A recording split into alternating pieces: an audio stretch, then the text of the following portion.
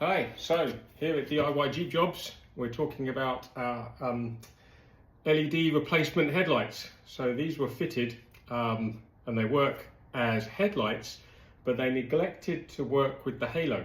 They didn't fit it. And so using my little 12 volt tester tool here, I can actually apply 12 volts. So there would be my orange light and there would be my white halo. Nice little pattern when it first comes on. But how are you going to wire them up? And it's actually, thanks to Jeep, it's actually quite easy. So normally, we would have our orange just tied into our turn signals and our halo on our running lights.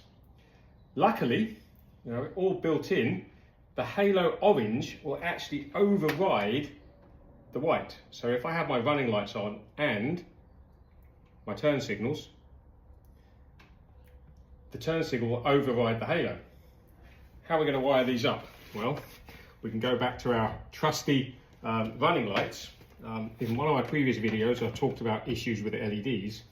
There are 3 connectors on our front running lights. One of them is ground, obviously.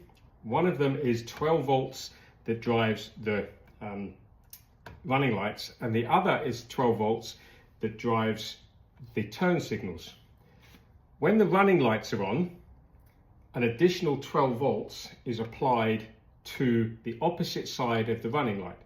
What this in fact does is actually turns the running light off so that it can pretend to work as a turn signal. We're flashing it off, not flashing it on.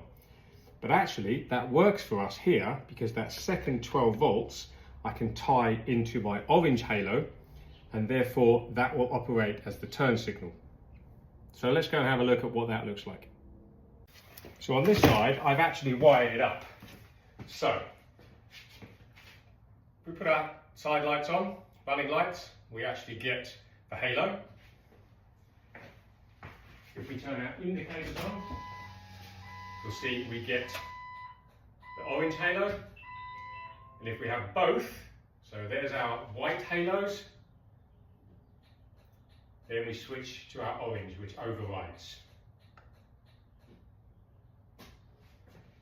And here you can actually see my 2 connections on my front running lights. One is for the orange halo, one is for the white halo. I've connected them, make sure I've used my heat shrink, and in fact I have labeled them up in my engine compartment just for future proofing, just in case anybody looks at it or I'm trying to look at it a bit later on. Always a good idea. Label your wiring, makes it much easier to trace for fault finding.